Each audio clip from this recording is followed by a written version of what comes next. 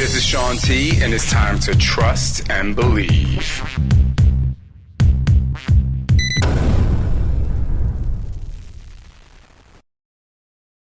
Hello, everyone. I'm so excited today because not only do we have a very special guest sitting next to me, but in one of our windows, we have three of the amazing, I don't even like to call y'all cast members, three of the amazing Let's Get Up family with us tonight. So this is really fun, but most importantly for tonight only, we have a very special guest, Graham Breitenstein. Okay, let me tell you a little about Graham. Initially, I had my friend Leo, who was a cast member of Let's Get Up, and he pulled his calf muscle, and we found Graham, and he just had such great energy. Anyway, we had a conversation. He also asked me, he's like, what sign are you? We talked about astrology, and I didn't put two and two together, but later that night, I was looking at Instagram, and I realized that my friend Leo, who had just gotten hurt, was showing up to his drunk astrology reading. And it was just random that Leo had just gotten hurt, and he was the person that came in because Leo had gotten hurt. And he talked about how he would love to do a compatibility reading for Scott and I. Without further ado, I'm so excited to introduce you all to Graham Breitenstein. Let's give it up. I just want to, I think it's important for them to know a little bit about you, your background, and how you got to LA. So, party people, welcome to the Drunk Astrology Party.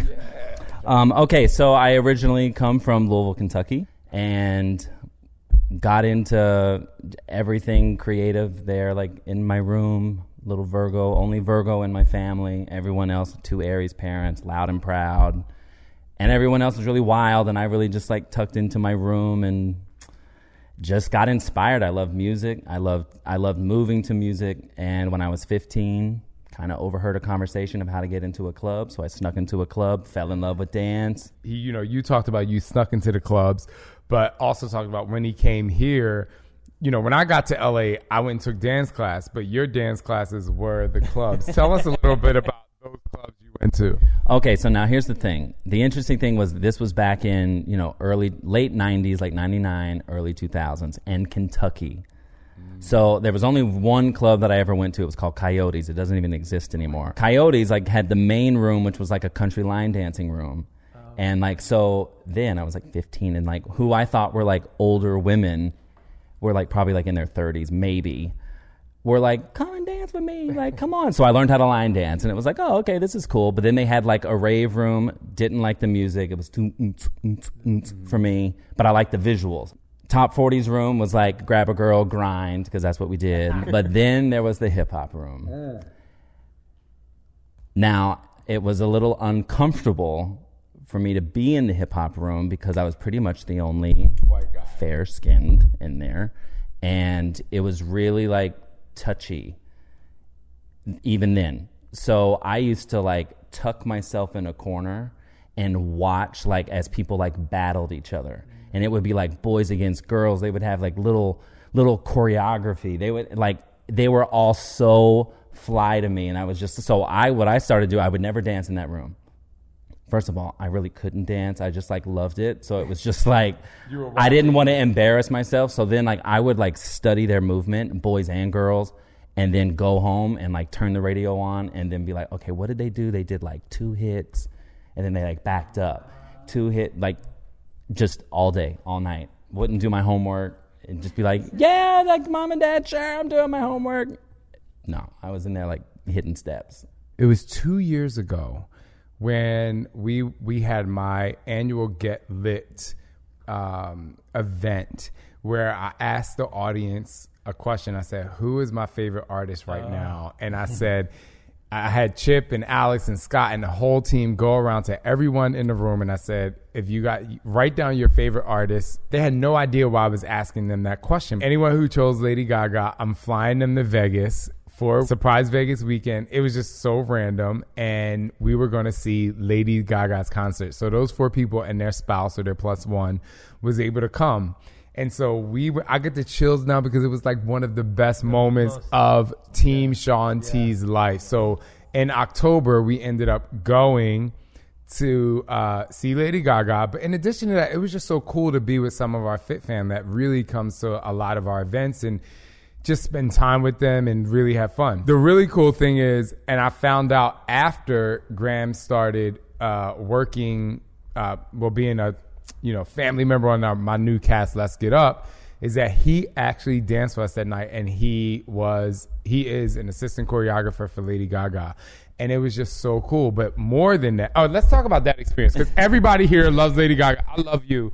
I love him more because I know him, have a connection. But how was your experience with Lady Gaga? Everybody wants to know that. Okay, literally unforgettable. It was all fated, like to think about like where I was the moment I got my first job with her, which was Ellen DeGeneres on the Ellen show. Just Dance was still a single.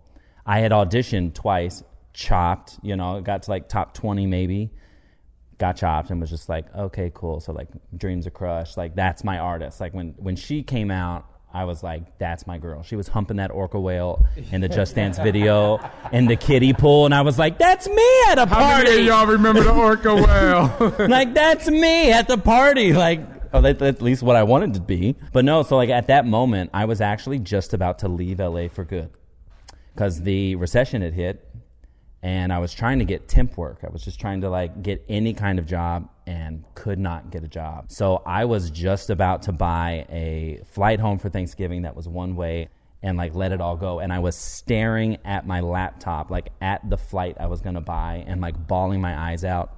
Richie called me and says, you have rehearsal at 8 a.m. You're going on tour. I think it was really important for me to kind of get a background of you and where you're from and how hard you worked, and like, I'm sure you have way more struggles in your life, but just the not minimal struggle, but just something so people can see, how you kind of got your way to this point. And so now, let's get into the astrology. I want to ask you, Graham, what made you get into astrology? Because we're going to do this reading tonight, and I'm actually pretty nervous. No. But I just want to know, what was your force, the guiding force to get you here? So one of my best friends and mentors, she is one of 3 people that I really credit for how I function within the dance industry, how I function as a human being, how I've grown, how I've expanded. But I met her on a job. She was supervising choreographer. I was an assistant.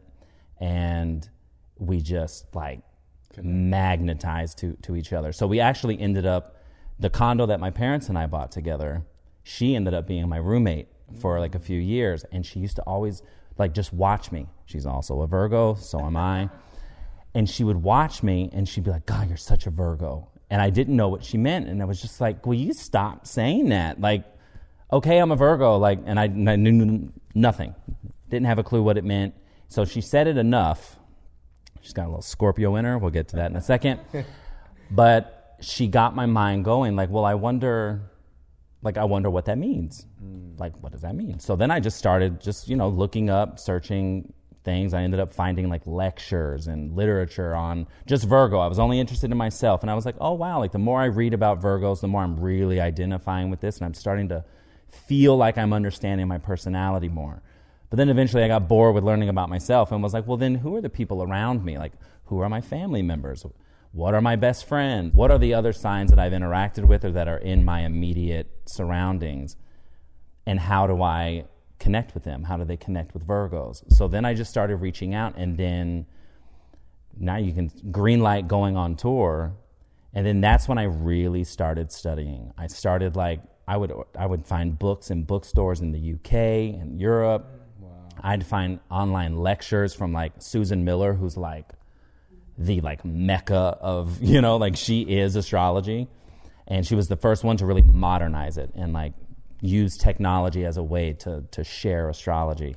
And I just, all through those years, like 10, 11 years of being on the road, I just kept studying, finding other astrologers and like connecting with them and taking their courses and learning more about birth charts, how to read them, how to break them down. And it just was like this like avalanche of just information. Even 15 years in to like studying, I still feel like I have so much to learn. So I gave Graham both my birth date my year, the city I was born in, and the time, and for Scott as well. And we tricked Scott into that. And we tricked Scott into this. But also, just so you all know, I'm big into astrology, but don't have the time to study it like you do. And I've done a chart with me and Scott before, but didn't really have time to deep dive into it. But I know you're going to take us on a journey. So, and I am 100% a skeptic. I would have answered only when Mercury is in retrograde. Hashtag just saying. Okay, so here's the deal. When we do synastry, we're looking at two different people. We're looking at two different charts. And one of my pet peeves about astrology and chemistry with just kind of like the masses is like, oh, well, I'm a Taurus and, he's a Sagittarius, so, they don't get along. So, like, I can't date a Sagittarius. And you can't do that, party people. You can't do that. So when you look at chemistry, just like we all know, as human beings, we are all very layered. And astrology helps us peel back those layers. And each planet, if you think about the planets in your birth chart, you're really the planets are like actors. The sign they're in is like the role they're playing. And then when you go deeper into astrology, you get into the houses, and that's like the setting of the movie. It's like where the action takes place, which is how you can get into the timing of things. We have to look at both of you as individuals before we look at both of you as a couple. Oh. So the question is, who wants to go first? Let's go. Okay, so he's black and I'm white. I just want to clarify. We're two different. That has nothing to do with astrology. Okay, sorry. That's culture. He should go first. You sure you want me to go first? All right, I'll go first. Let Scott go first. I always go first. He always puts me first. Okay, so you're a sun sign Sagittarius. So this is a very cross-cultural, very interested in just the other, different, traveling, yes, getting to know different perspectives, learning. Travel is a huge thing for Sagittarius energy. And when you have, even if you weren't a sun sign Sagittarius, if you had it in one of these 5 planets, I would still say the same thing. Now, one of the personality traits of a Sagittarius is a sharpshooter. Very blunt sign. So Sagittarius are born at the He said that the emails that I send, sometimes I have a little bit of a tone. Scott looks at himself. Hey, Dustin. Oh, hey. Scott looks at himself as not direct. And sometimes I have to tell him in an email, I'm like, bro, you're coming across a little strong. It's a little rude. You have to So sad. Huh? Exclamation point. Scott be cussing people out with a smiley face at the end. It makes it more palpable. Yeah. So Sagittarius are born at the darkest time of the year. So I don't know if you know your symbol is the centaur archer. Okay. So shooting the arrow up. Well, so the arrow is heading towards the sun, which the sun in astrology represents the truth.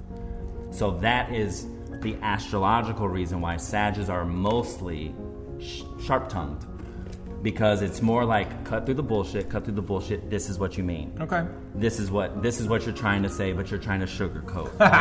Okay. That's a very Sag energy. Okay. Now, I'm gonna skip the moon for just a second and go to your Mercury. Mercury is the planet of communication.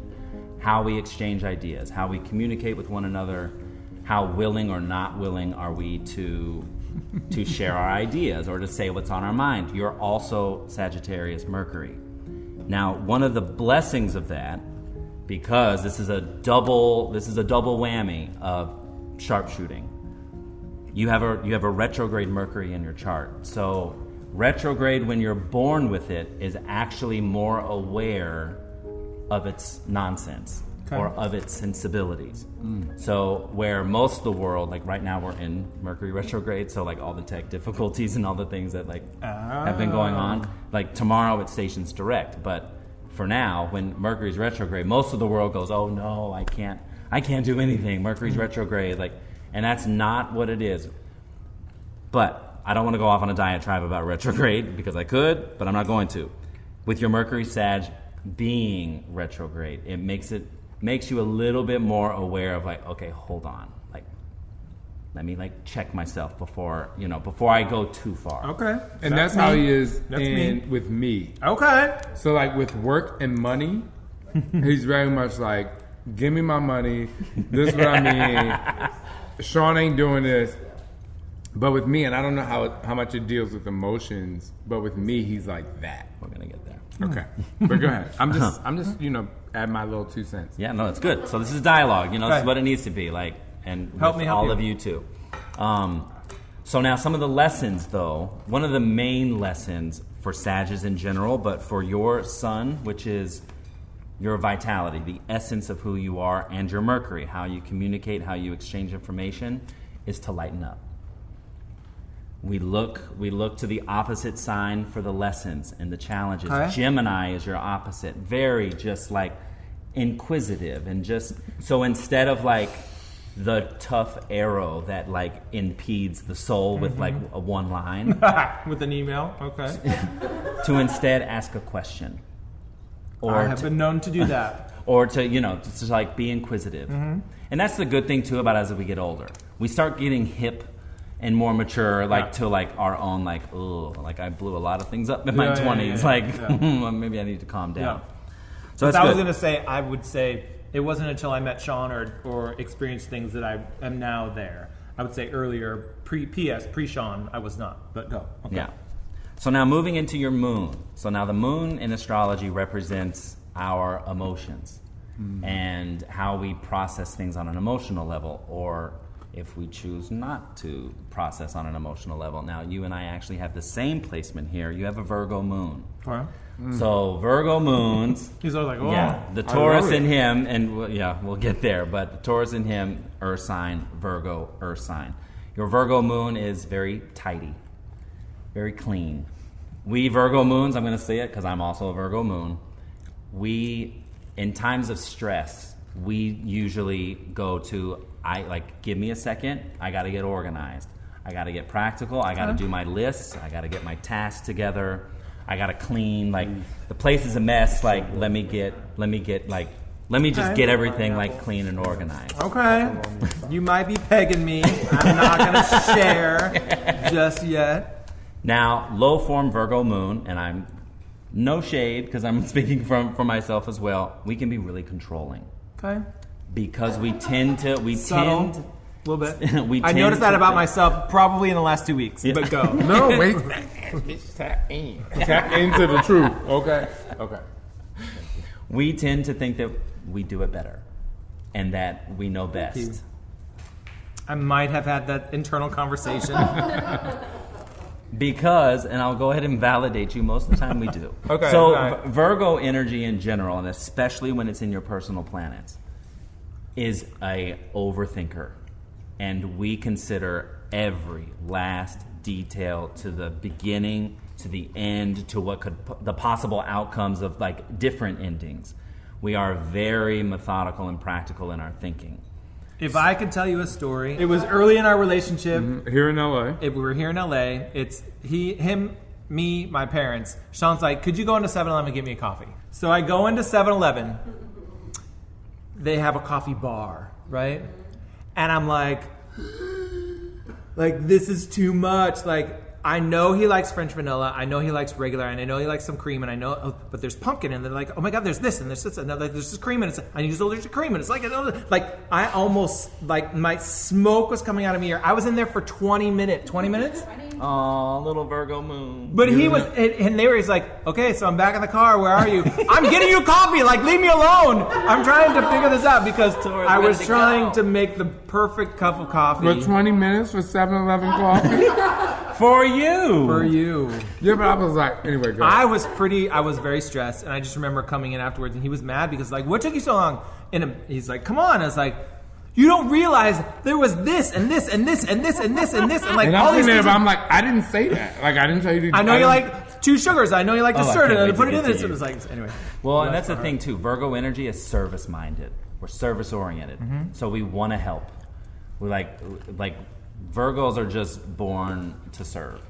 I'm a sun sign Virgo, I'm a moon Virgo, I'm a Mercury Virgo, I'm a Mars Virgo. I'm a Virgo rising. it is ingrained in Virgo energy to help and to get a good grade on the report card. So like it's not just for his Virgo moon, it's not just like getting you coffee. It's that he wants you to be satisfied with the coffee. And it to be the best I'm gonna cry already. I want it to be the best coffee on the planet. I want to make sure that I'm getting an A. I want to make sure that, like, I did it in a certain time period. Like, I got to go. I'm putting all this pressure on myself. Let's go, people. Come on. You're failing. Like, let's go. Right. While he's stressing me out. Like, I'm like, you know, like, I mean, I get it, but I'm just God, like, I really can't wait to get to you, Shaun. I'm a lot. I'm gonna make this statement. I know I'm a lot. Previous to, I've never met him before. I've never spoken to him before. And a lot of the things he's saying, I'm like, I might agree with some of the things you're saying. The skeptic, mind you. Okay. Keep going. Please. Okay, so now we're going to move down to your Venus. Now, Venus, of course, is in Greek mythology. She's Aphrodite. So she's the love goddess. Okay. She's how we love and partner, so in romantic relationships, but also how we just connect on a one-on-one basis, like how we connect with our cast members over here. Okay. How willing or not willing are we to connect, to love, to balance, to harmonize through relationships. Okay. So now your Venus is a little stressed. She's in the sign of Capricorn. And Capricorn is a sign of boundaries. And the most boundaried energy of the zodiac, because it's ruled by Saturn. And Saturn is, I like to call Saturn the astro dad. Okay. Because it's the energy of discipline and responsibility and accountability. So the way you love and connect can be a little cold. Capricorn is the sign is the billy goat, but it's like at the top of the mountain by itself. So my joke for Capricorns and like Capricorn energy is that the Capricorn is really happy that it made it to the top of the mountain. It's the only one. It's got the reputation. It's got the status. It's got the money. But the whole village is at the bottom of the mountain having a great time and partying. Yes, so this is another earth sign. And it is the oldest of the earth signs. And this is where tradition comes in. Capricorn energy is very traditional and likes things to be like, okay, I wear white. You're laughing. Because it's With funny. me, not at me. I think that, you know, I've always mistaken that for him. I would always be like, you're so conservative. But it's actually not that you're being conservative. You're being traditional. He's a traditionalist. Yeah. Yeah. So, and this... Because so, I'm not conservative. At least I don't think at all. Well, neither is he. Sagittarius is a wild energy. Oh, trust and believe. Yeah. So, you know, there's a lot of fire underneath that, you know, tradition. Trust and believe. They all my Wine Night After Dark people, they know. It's just like it's a fiery chilliness. Like, I'll be a little loud with how boundaried I am. Okay. But so a Venus in Capricorn is going to be really attracted to status, really attracted to dinero, Okay. and have a... I might like money. Let me just sit on back and let Graham read you. and very, very concerned about its reputation. Okay. And wanting to make sure that like every box is ticked. I've got the money, I've got the family, I've got the status, I've got the job, I've got the man, I've got the kid. You know, it just goes, it's like it is, I want to be the best at whatever you consider yourself to be like a part of, whatever community. It's like it's an ambitious sign that is focused on work. I'll say this. This is the first thing that you've said where I'm like, when I hear you say focused, absolutely. For me, I go back to as a kid, we didn't have money. And so for some reason that impacted me to the point where I'm like, okay, I'm going to hoard it, do like so much that I can like bring and like put it in my pocket. Babe, look at all the money. Well, and so you're like, about the Capricorn energy, I would say is the Virgo moon calming it down. So Capricorn is like corporations, enterprise. It's huge. Virgo is the working class. Virgo, like, we're the people that are really like, we're made for service work. So that energy mostly finds like the big things to be like being with the people is like way better than going for the like Being at the top of the mountain and not enjoying the party. exactly. Right. The Virgo is more like gonna analyze and criticize itself more than others. Okay. And last but not least, in your personal planets, and then we're going to move on to Shaun. Mars is the last of the personal planets. Now, Mars is our motivation. It's our drive. It's our energy. It's how we fight. Okay. And it's how we have sex. Ooh. Okay. Everyone just went like this. Mars is a really fun planet. It's the red hot planet of war and action. So your Mars is in Pisces. Yeah. So Pisces is the last of the signs in the zodiac, and it's a water sign. Super intuitive. So now, on the sex front, that would make you an intuitive lover and very in tuned to the needs of your lover.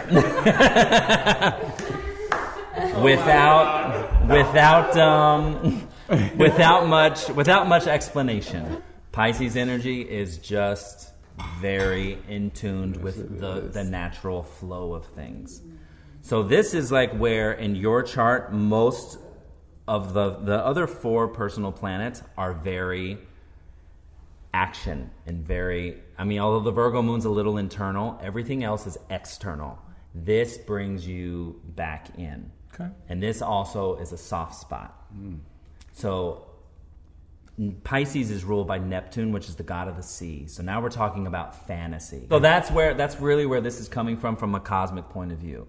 This is more like, what can I dream up? Like the sky's the limit, and it's also a very introspective. This is very spiritual. Sagittarius is actually a very spiritual and philosophical sign itself. Really interested in the mechanics of spirituality. Pisces energy here and in Mars, you can really find solace in connecting with your own spirituality, like within yourself and the water within yourself. This is like a call for meditation. This is a call to really go inward, reflect, and then before you go out into the world and produce something for the world. Okay. When you talk about Pisces energy, it really slows you down. Yeah, it does. Because the whole vibe, the whole room just got quiet. But that's where your Mars is. So it's motivated by creativity, and the creative flow, the ebb and flow of things as you're living all your other planets, all your other layers are coming out. This is okay, let me find how I can ride the wave of high tide, and now when low tide happens, maybe the Virgo moon picks up and goes, okay, these are the tasks I need to do before the next high tide comes in. So you can really tap into your inner space. If you ever find yourself in high mode where you're just there's a lot of external activity happening, your chart suggests that you should actually do the opposite of those moments and find a room, close the door. But he Save a child. He does it. There's a joke that they always say where'd Scott go? He's just saving a child somewhere. Yeah, when Danielle Natoni and Darren and Scott and Darren used to live next door to us, and we would just be hanging out the house, and Scott would disappear, and we'd be like, where the fuck? And we used to joke saying he's saving babies because he just sneaks out and we don't even know. But anyway, this could also be, I don't know, you have to tell me if this is true or not. Okay. Pisces is a hopeless romantic vibe. My wedding nuptials was I just want to fall in love like they do in the movies. So yeah, there it is. And my quote was there it is. My quote was there it is. You had me at hello. Oh, come on. That's what I said. But I guess I wonder what, I'm asking this question for you. What is the thing that's blocking that expression daily, though?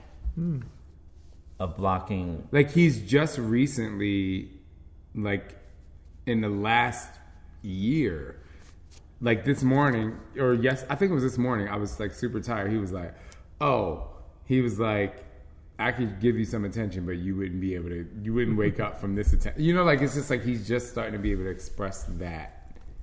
And like that intuition feeling, I would say. Well, Mars in Pisces is stressed. Mars wants to be in Aries. Stressed. Right? So Mars is the home sign of Mars is Aries or secondary Scorpio. It's the god of war, and Aries is the god of war in Greek mythology. So when it's in Pisces, it's like sludging its way because Aries is the next sign. Right. So there's an inherent stress there, an inherent block, because the energy of Mars, like water signs aren't naturally energetic like that. Like if Mars is in Aries, it's like, and we're going to get to this with you because you have some Aries in your personal planets. But Aries energy is just... Who's Aries? Who is Aries? Aries energy is they better not be in your planets, okay? No, he's going to tell you all about me. Anyway.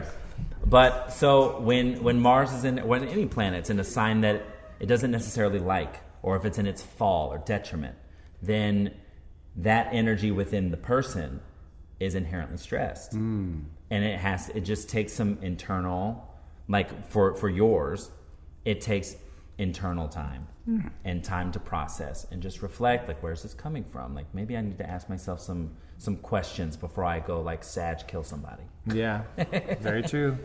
Okay. Time to get into Shaun. Okay, Shaun T. Oh, snap. Shaun T. Okay. Okay, so as we may or may not know, Shaun is a Taurus. So the youngest of the earth signs, which has two different symbols. So Taurus can either be like the docile cow in the pasture, just like grazing and just living its life. Or it can be the bull-headed bull, seeing red and charging fast. So there's two different, when you look at Taurus, you gotta weigh weigh the two. Like, okay, there's moments of like, damn, he's just sweet. And then like, damn, he's a motherfucker. Yeah. And so here's the thing about Taurus. So Taurus is not only an earth sign, it's ruled by Venus. So you're ruled by the goddess of love, by Aphrodite. So you'll find that in Libra is the other sign, if there's any Libras in the house. Libra is the other sign that is ruled by Venus. So you find that Taurus and Libras are really, or people that have Taurus or Libra in their personal planets, are very naturally inclined to relationship. Venus is an energy that wants the balance of two people. It wants the harmony between two people and others. She wants the love, the affection. She wants that energy. So like when you get to Taurus, the undernote of the earth sign or the stubborn bull is like, just do it my way because I love you. And my way, like, it's a fixed sign, so you're immutable. This is one of the things that, like, for sake of time, I'm not going to go into too much. But you're a mutable sign, as am I as a Virgo. Mutable signs are all about changing, adaptability. We're chameleons. Taurus is more like my way or the highway. It's a fixed energy. Which is why it's so interesting you say that, which is why in my book I talk about being flexible and creative as a superpower, because it's something that I had to learn as I got older. Like, it's not a lot of the superpowers that I have in my book. Like, I start with getting uncomfortable, flexible, creative. Like, these are, like, my superpowers are things that aren't innately me. They're things that I'm like, fuck. Those were your karmic lessons. Yeah. So that's where some of the challenges of Taurus is the tunnel vision of where I want this and I want it this way, and if I don't get it, then hell's about to, the fury is about to come. Anyway. You also have some cosmic support here in your planets, so it's all good. Now, so that is one of the challenges of a Taurus, and you really look to Scorpio your opposite for some of like the lessons there. So Scorpios are also a fixed water sign, but Our kids. Wait, what? Our kids are Scorpios. Oh. yeah, so want what they want when they want it, and very passionate about yes. that. Yeah. Like, I want that box. Yeah, Like, yeah. give me the yeah, box. Yeah. That's okay. Or whatever it is. Yeah. But there is the water element, which is passion. And really tapping into that, and tapping into the ability to tap more into your internal intuition, and more of that like ebb and flow of like the Scorpio water element is where you might feel challenged at times, but that's like where if you can find that beautiful midpoint between like, okay, I know what I want, but let me be flexible on how I get what I want. So there's something that's so crazy that you talk about with Scorpio. So this guy Draco and my friend Paulie, they're Scorpios, and they're just like, they're so wild and so crazy. And I'm just like, oh my God. Like, it's almost like, because I'd rather be by myself most of the time. Like, I'm the grazing cow. Like, I'm like, leave me alone. But when I get around them, I'm like, I want to do like everything that they're doing that's so wild and crazy. So that's one thing. But also my kids. Also in your chart. But also my kids are Scorpios, right? And it's so crazy. I had this thought the other day when I was with them. And I put myself into a learning seat as their dad, right? Like, I was just like I'm going to make myself learn from them, because they are so they're so passionate about the thing that they see. It's like, they're like, and it's not like a temper tantrum kind of thing. They're very much like, I want to do, it could be fixing something. It could be math. It could be reading, understanding something. And I'm just like, I need to learn from this. Anyway. Okay, it's the wholeness of the thing that Scorpios are looking for. They want to know the ins, the outs, the ups, the downs, the right, the left. Their questions are unreal. Yes. Yeah, and that will, as Scorpios grow older, that'll start turning into their relationships and their connections. They want to know, you can speak on this, they want to know the inner mechanics of the person. Scorpios are very guarded. They're very protective, because when they open the floodgates, there's a lot there. There's a lot to give. It's a very intense energy, and you got to be willing to like let the Scorpio latch, and then hang on for dear life. Oh wow. Okay. All right. Sorry. I can get into every sign deeply. Okay. Go ahead. Yeah. Okay. So now we're gonna move on. We're gonna move down to your moon sign. Now this is where we start to see some chemistry between these two. You have a Pisces moon. Yes, I do. So now, if you remember, Scott has the Pisces Mars. So how he fights, how he has sex, sexual style is gonna be emotionally compatible with Shaun. Yeah.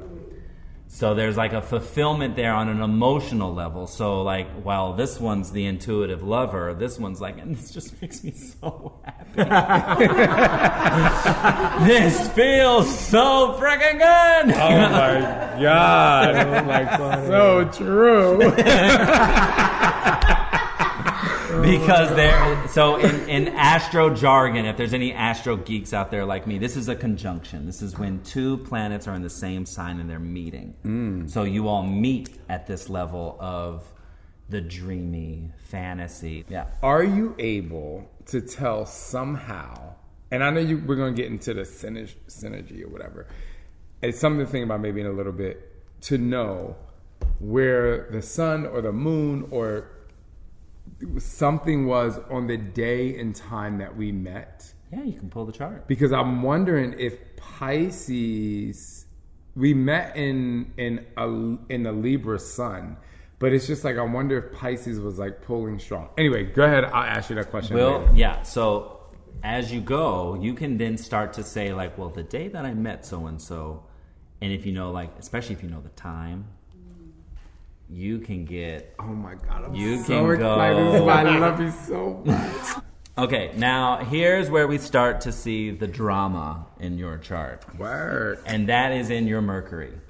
How you communicate, how you express yourself, how you exchange ideas, just your thinking mind. You have an Aries Mercury. Oh. So this is why Shaun is so loud. Okay. So as I said earlier, Mars is the god of war, and its home sign is Aries. So this would be why and how you're willing to... So Aries is a sign of courage and bravery and strapping up the armor and saying, come on, like bring it.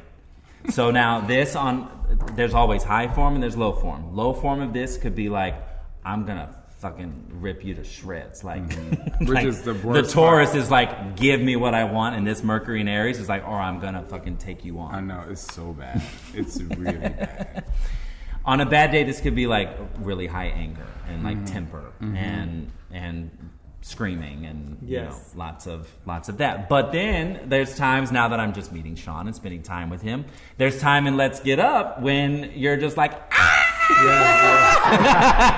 Which is why I like my producer hired a voice coach because she's like, you cannot scream like that.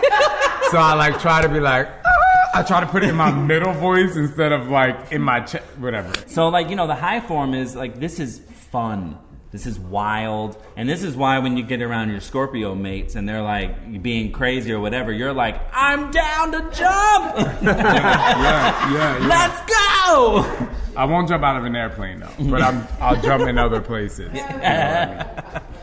Yeah, so Aries energy is I lead. That's like that's the big thing. So when you have Aries, whether you're an Aries sun or when you have Aries in your personal planets, this is a chart that is like begging for leadership and begging for position because you have the natural ability. Aries is the first sign of the zodiac. When Aries was born in astrology, there was no one else. Oh, wow. It was just Aries. So they had to pack on the armor. They had to kill the animal. They had to learn.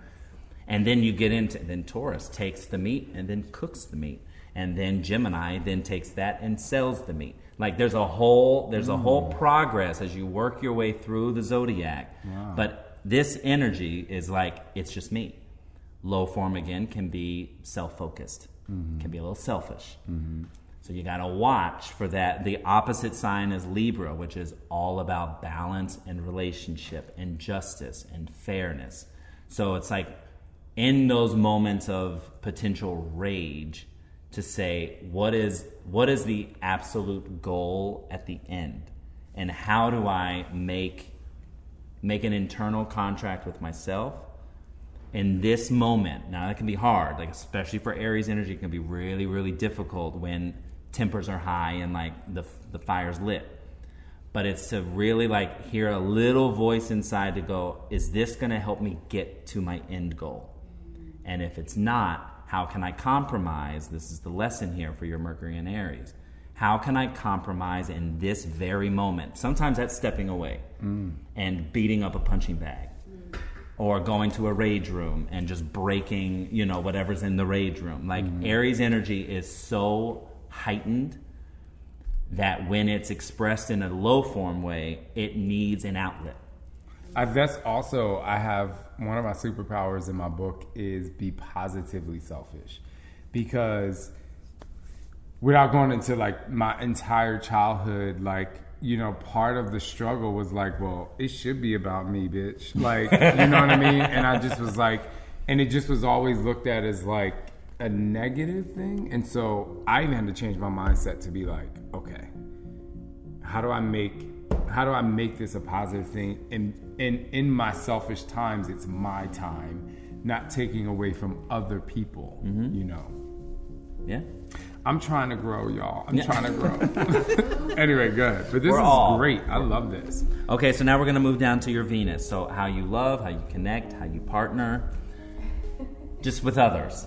Now this is where you get really, really fun, because you have a Gemini Venus. I do? I didn't know I had a Yes. Gemini in my chart. Yes. Oh my So God. no, but That's Gemini. scary. Well, this is also the penchant to children. Gemini is the energy of kids, and it's very childlike energy. So like your youthfulness and like your fun and your play, your fire, and we're gonna get to your Mars in a second too. The fire in your chart is also that like energetic, but this is like the charmer. This is Venus in Gemini is just like, oh, I can walk into a room and just like have a conversation with anybody. I can like, I mean like even like literally like just like, even like that moment of like going to your dressing room and talking to you one-on-one, it was just like, shit, like, well, this is easy. Like, you know, like not knowing like, you know, what your sign was, because all those questions are of course running through my mind. What sign he is, like, what about the people in the room? What's Lisa? Like, you know, doing that. But that moment, it was just so easy for us to talk one-on-one when we hadn't never met before. And so here, Gemini is ruled by Mercury, and me as a Virgo, I'm ruled by Mercury. But it's the other side. So Gemini is like this inquisitive, curious, charming, like, ooh, what's that over there? That's a little shiny. And then like, oh, wait a minute. What's that over there? That's shiny. It's 1 and 2 and 3 and 4. It's very bouncy. It's very bouncy. And like here, there, and everywhere. So now low form Venus and Gemini can be superficial connections. Now this might be something that you experienced more like when you were younger and things were kind of like fair weather and just kind of like, I mean, yeah, you're cool, but like I'm kind of bored, so I'm going to go over here because I'm bored. And the Mercury in Aries won't have a problem saying like, not interested, I'm bored. It's interesting you say that because as like now older person, and he's heard me say this a lot, I always say I don't have time for pointless conversation, because I felt like I did that a lot when I was younger. I would just be like trying to be down with this person and trying to be down with that person. I'm like, they ain't talking about nothing. Right. And so now, like, you know, I actually push that out. I'm like, if nothing interesting or exciting is going on, I'm like, I'm out. But I did struggle with that before. Yeah, so that's like, you know, one of the lessons there, and of course as we get older, we start learning, is like superficial connections become less and less attractive. And then Venus and Gemini steps in and goes, you know, what's your mind like? Is more like the vibe, and like, are you smart? Or maybe not even are you smart? Are you at least curious about the world around you? That begins to be like the internal dialogue is more like, oh, I'm just curious about, okay, let's mirror here. Gemini sign a mirror, the twins. You know, me, like curious about the astrology and like finding out that I do astrology, and you were very interested in like, well, we got to talk. I think everyone is interesting, and I don't know where that is in my chart. That's this, Venus and Gemini. I think everyone, and even when I hire people for my business, like Chip or Elliot, I'm like, there's something extremely interesting about them, but it's also like, I look up to them right away because they know something that I don't know. Yeah. And I'm like, well, what do they know that I don't know? Anyway, I'm rat chatting. You are doing you. So this is the chatterbox quality of Venus and Gemini. So it's ruled by the planet of communication. So it's the talker. Yeah. And I mean, why I think astrologically why you're so freaking good at teaching and at really directing while you're also fucking working out as hard as we are. Not everyone can do that. And I know just from being around you, like in this little bit of time, that you love what you do. Love it. And when you love what you do, you can be so eloquent because you legit love what you do. I love astrology, so I'm naturally, because I live with it all day, every day, and you live with you in your business because it's a reflection of you, that you're able to really speak on it like you are, even when we're dying. You know, today we were doing this workout and we were dying, and I'm literally in the core of who I am being like, I do not want to do this. I was like, I do not want to do this workout. I was like, this is dumb. Dance should not be sucked this much. Like, I should not be this tired. But internally, the only thing I could go to is like, I absolutely love this feeling. I'm like, there's no other feeling that I would want. Do you remember when your grandfather was born? My grandfather's birthday was June 16th. So he's a Gemini. Okay. Sorry. Continue. So That's an y'all interesting had a thing. really good relationship? Oh. Yeah. So, because you're a love nature. Like, he treated everyone else in the world, and this is not great, but he was born in 1916. He was younger than me. He was born in 1916, and he never allowed my grandmother to wear pants or sweatpants. And my mom was an incredible athlete, and she had to sneak to play sports.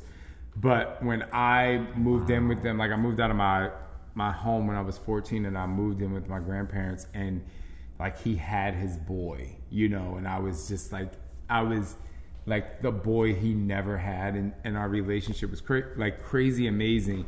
And anyone else that would have come to him because he was a pastor of a church, knowing that they were gay, like, he would have prayed over them and done all this stuff. But because it was me, I remember close to when he was going to die, I came into his room and I was asking him for money. I was young, like, pop up, can I have whatever? And he was like, coins. and he grabbed his wallet and he gave me money. He said, we still need to have a relationship. Still need to have a talk about the relationship you're having with that boy. But he never. Was that the first time he acknowledged? No, he acknowledged it to the boy when I wasn't there, which was like, my grandmother saved the day. Yeah, so his son, the essence of who he was, like how your Pisces Moon and his Pisces Mars were conjunct each other, like at the same point. His sun and your Venus, how you love and partner and connect, were joined. Mm-hmm. Very Stuff's interesting. really written Okay. in the stars. Okay, the last of your personal Last thing, planets and then we'll get is to- Mars. Okay. And that's, so again, God of war, energy, drive, motivation. It's in Leo, where we see the call to the spotlight. Yes, that's the Leo for you. So Leos are ruled by the sun. So whenever you have Leo energy in your personal planets, there is a bright spotlight on the chart. And it shines really bright. So now the motivation and the energy and the drive behind, and now Leo's known for the theater. Oh, welcome and to the drama. theater. Oh, yes. And, the performance of it all, the throw of the furs and the feathers, and like, that's why you always look at me when we do like a little fashion walk. Because I also have Leo in my personal planets. So, we love a good walk. We love a good pose. We love a good camera. We love a good ring light that we got on us right now. Like, shine bright, baby. We're Shine here. bright like a diamond. That's why I can't wait to do that Vogue dance that Elliot and I played. So, we're hams. We're fine with being in the spotlight. We're comfortable being I in am it. totally fine with it. Please. Yes. So now low form. Yeah. Again, we can make it all about us. And now this is like a double whammy with your Aries Mercury. So this is another thing to think about. Now with Leo energy, the challenge comes, how does this affect the collective? How does what I want affect everyone around me, or affect my communities, affect my group? How does it affect the fifth fam? How is it going to look on? So the Venus and Gemini is like, let's get on social media. Let's like post. Let's do this. But now the challenge of your Mars, like being so creative. Leo is a very creative energy. It's a creative vibe. Loves the theater. Loves all the drama. But now when it gets to low form of being like, this might be a little too self-focused. How can I make what I want to create better for the community? Which I think is like what you're living, and I think what you've been living. I think I live Leo positively, like out there. Yeah. I think emotionally I live Leo in a negative way, because when I get super stressed, it's like, to him I'm like, okay, it's your job to take care of me. Like, I don't give a what you going through, and that's not good. Like, you just realize, it just like, I'm just Screw like, your feelings. yeah, like, take care of me. I'm like, you don't got feelings right now, but it just is like, open that up. Like, I'm just like, oh my God, I'm so sorry. He said that at the very beginning of our relationship. He's like, when I get sick, I'm going to be the biggest baby, and I need someone to take care of me. I'm like, At least we established it right now because I know 10 years, 11 years in, I know I know the You know role. what you're getting I got into, this. I got this. He's really good at it too. But that's something good to know to work on in my relationship. I think in my job and like what I love to do. Yes. Because not that my relationship doesn't bring me joy, but I believe that your relationships is also the place where you're most comfortable and you can really share the fear. It's like, I think sometimes it may go too low. But Well, you have to think too, like eventually the lights have to come off. The cameras have to get shut down. But you know, the like, phones get turned but off. I'm all about the show must go on. I know. So, Okay. but that is where the moment when the lights are off, the cameras, the laptops, everything is shut down, where you go, okay, am I being too self-focused?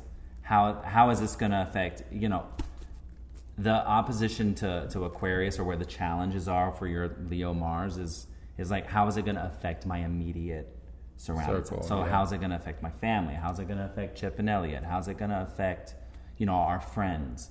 Like, if I have some blowout tantrum or whatever the moment is, when it's just what we would say, I guess, is more like behind the scenes. Yeah, I say to them a lot. I think Chip may know I say this. I'm like, younger Sean T, this would handle this completely different. I would be like, and I still have those qualities. I think sometimes some people who believe in astrology, I completely believe, and it's a part of me, but some people just think that it may be from their upbringing.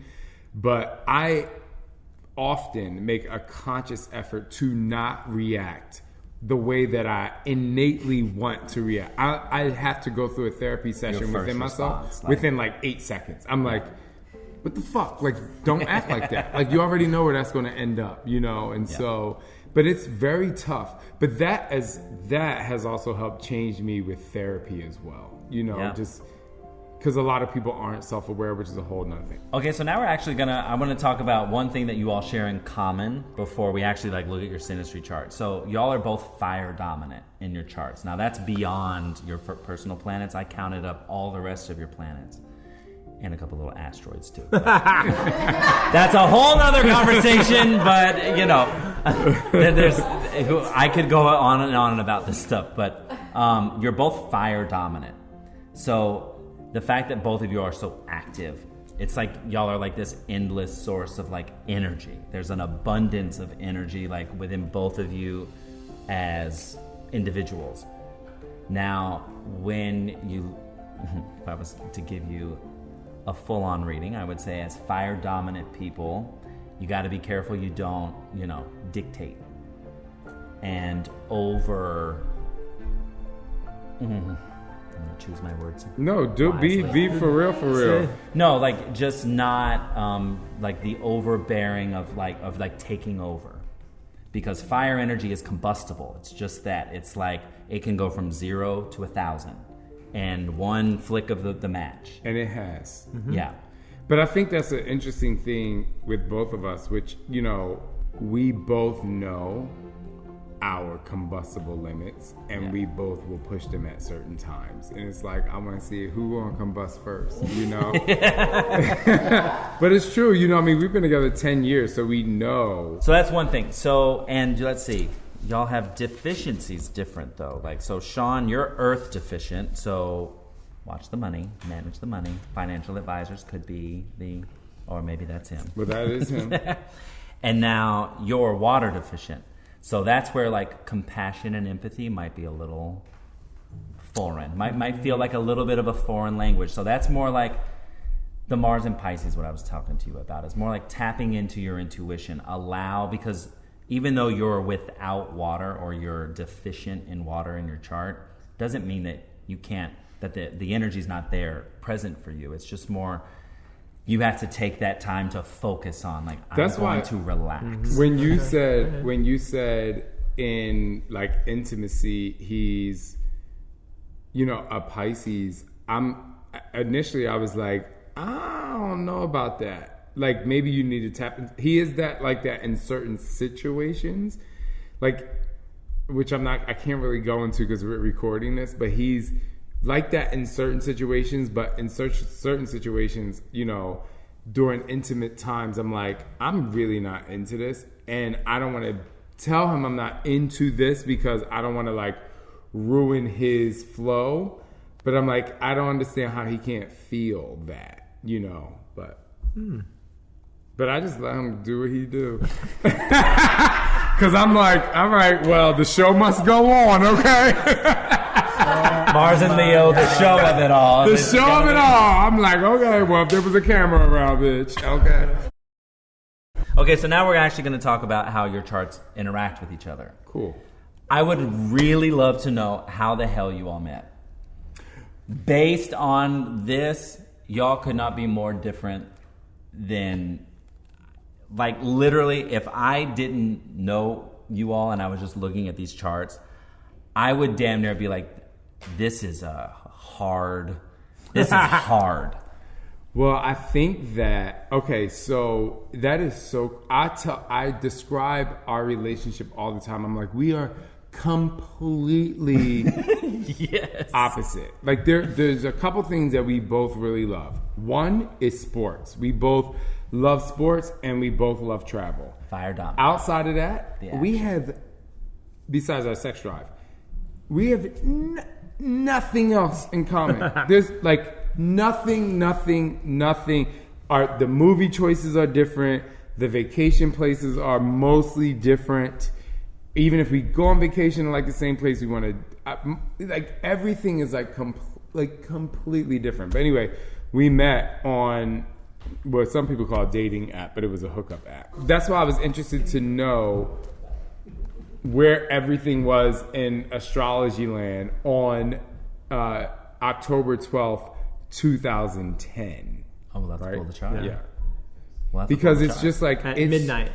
And I mean, and the magnetic force was incredibly strong to the point where we started walking and I was like, there's no way that this person there's no way I'm not going to be with this person for the rest of my life within 3 seconds, y'all. Yeah. I was like, I had there's the same feeling. I literally, some crazy. people don't believe in it and Scott has spoken about it before, but I literally was like, there's no way that my life is completely changed at this very moment. Okay, so your Sun, your Venus, and your Mars could not be more different. So the essence of who you each are as individuals, how you love, how you connect, how you partner, like the Venus, and Mars, what you're motivated by, could not be more foreign to each other in a way that like the relationship itself might at times feel like a karmic assignment of like, okay, I ended up with this person for a reason and like I'm supposed to be learning something from this, like he's supposed to teach me something, like it can feel like this karmic lesson that you're both here to learn because you're both within the relationship. But I would say after hearing that story that your moons are the reason you felt connected, because your moons are both opposite each other, which opposites either attract or they repel. So I'm a Pisces moon, which means he's a Libra moon? He's a Virgo moon. Oh. So now one can't exist without the other. So the Virgo moon God, that's so sweet. The Virgo moon needs the Pisces moon to live a little, to dream, to float, to create, to just loosen up a little bit. The Pisces moon needs the Virgo moon to bring down the dreams and make them real, make them tangible. Because Virgo, earth energy, wants tangible results. Like, okay, well, if you want to build this crazy creative thing, then we have to start at ground zero. And who does that? Who says that? Me. Him to you. Yeah. Wow. The Pisces And you moon pull is me the out of my dream. comfort So, zone. and this is the thing, like he always says, like if we ever get into, not necessarily an argument, but if we get into a disagreement or a tough time, like he always says, my base is that I love you. And I'm like, I don't give a like I already know. God, you're so what I mean? stubborn. I know, but I'm like, I already know that. But for him, But I'm like, we have to bring it back to zero. Like, you are flying off the handle here. I need to bring you back to to 0. Because the show must go on, bitch. Okay. But now where you all have like really synergistic flow is your Mercury and like how you each communicate. There's an ability to communicate on each other's level because you both have fire sign Mercuries. So even though you might fly off the handle and even though you might fly off the handle, it's not necessarily going to intimidate the other. Right? So it's more just I'd be like, what? Right, exactly. So like his Mercury in Sagittarius is the eldest of the fire signs. You have the youngest. So you can fight like a whining child at low forms and he can just be like, okay, I can call you on your shit because like been there, done that. I know it. But why is it that, when I've done my chart, obviously not to this extent, but why is it that I feel like, because I think my rising is a Sagittarius. So is his. And so, like, for me, which is it's not weird, but I always, even in I hate to say argument, because we don't argue all the time, but there are the times you remember most, because they're the toughest, right? Right. But even in those times, I'm like, I'm being a complete asshole, but I really want to be like him. Like, I'm like, I love the Sag. Like, I'm just like, but I think it's like the Taurus, the stubborn Taurus is like, but I don't want to give you the credit. Here's the thing. Here's the thing. This is what I've really learned about interacting with Taurans, is that Taurus is very sensitive, on the inside, but as soon as the Taurus feels something that's soft, it gets angry about that it's feeling soft. So then it starts acting upon the fact that it's mad that it's feeling something. Yeah, I'm like, why am I feeling that? Another question. This could be an outside of astrology thing. Yeah.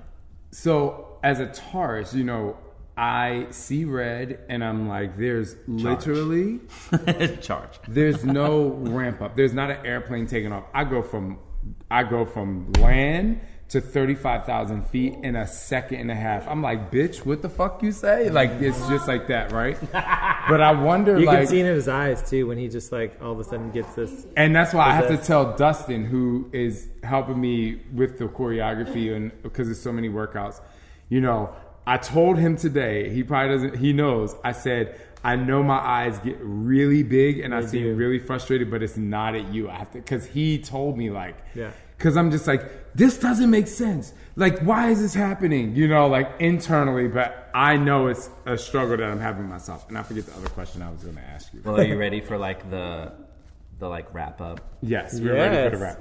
Okay, so we looked at both of you as individuals.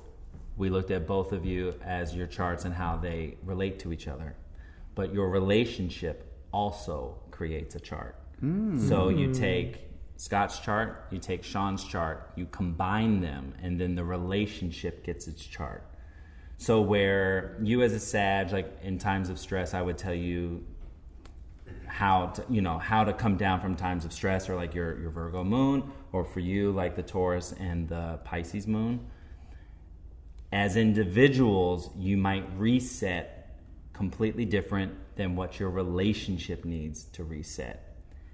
And when I pulled your composite chart, that is where I saw this is why this relationship is lasting and long lasting. Your all's composite chart, the relationship has this, it screams, this relationship serves a higher purpose. Because now your Sun and your Mercury as a relationship are in Aquarius, which is for the good of everyone else, for the good of the community, for the good of the world. We're together to then serve you as a community. This is as so a weird. whole. It's so weird because just you saying that is like, even in our business, we are both like really kind of service oriented people. Like, we want people to succeed. We want people to feel free to be authentically who they are, and it's really where we come together. And I think we thought it's because we're gay and we know what it's like to feel like ridiculed, but I think hearing this, it's actually bigger than that, I think the second I saw your placements, I was like, I feel like they are not aware of how powerful their union is. There's probably a reason for that. So I think that as long as you two, here's my overall saying or belief about relationships is that any relationship can work as long as each part of the relationship chooses the other part. So as long as that belief stays strong and that choice stays strong, even though you have two different charts that could not be more different, they do have its magnetic force behind it, which is your moon. But when it comes together, it creates something that is so powerful, not just beyond the two of you, it becomes something else. Then maybe rest on that, but not let the grandiosity of it intimidate you. Or to overwhelm you, or to prevent you from anything else other than knowing that this union is meant for something else. You know, it's interesting because Scott hates the hashtag power couple. And I don't, for me, I don't place it in an emotional state that he does, because I think it's like there's a part of me that feels like, I don't think that we're a power couple. I don't necessarily like that because it puts somebody on a pedestal. But I think that, I don't think a lot of people experience what we experience as a couple. You know, there's people who get married and they're like, I take you forever to be my whatever. But it's a struggle, or there's a lot of people that get, divorced, which, they should if they're not happy or if something's happening in a relationship that makes them unhappy. Mm-hmm. But for me, like I can say this publicly, there's no way. The connection we have is so strong and the communication we have is so strong and the openness I'm like, there's no way. We are going to be the Notebook. I had my grandparents that they were married 56 years before my grandfather passed away. And I feel the same way that the energy was in their home. It's just very powerful. It's amazing so far. I mean, I think we're done, right? Yep. We've just Scott's cosmic mic drop. He's like, I'm getting coffee at the 7-Eleven. It's too much. I think it's what I was gonna say. What I've been thinking is, my skepticism has always been like, they're just telling me things that I want to hear, that I'm supposed to hear, that you're only picking up the things that you want to hear as someone receiving it, right? Because you're like, oh, well, that's me, and I'm pulling the things that I'm like, oh, that's me, right? And then I'm like, well, there was only really one thing that you said, and I pointed it out because I wanted to make sure that I pointed out that this is the first time you're saying something that I didn't think was authentically me. And then I'm thinking, okay, listen to his reading and see if there are things that you are telling him that are me. And I'm like, nope. I'm like, oh, okay, so I might not be But when he was skeptic saying about anymore. me, were you like, mm-hmm. Oh, yeah. I was definitely like, yes to him, no to me. Everything yes was good him, for no me. Yeah. So that was really cool. Thank you so That was amazing. much. Thank you. You're welcome.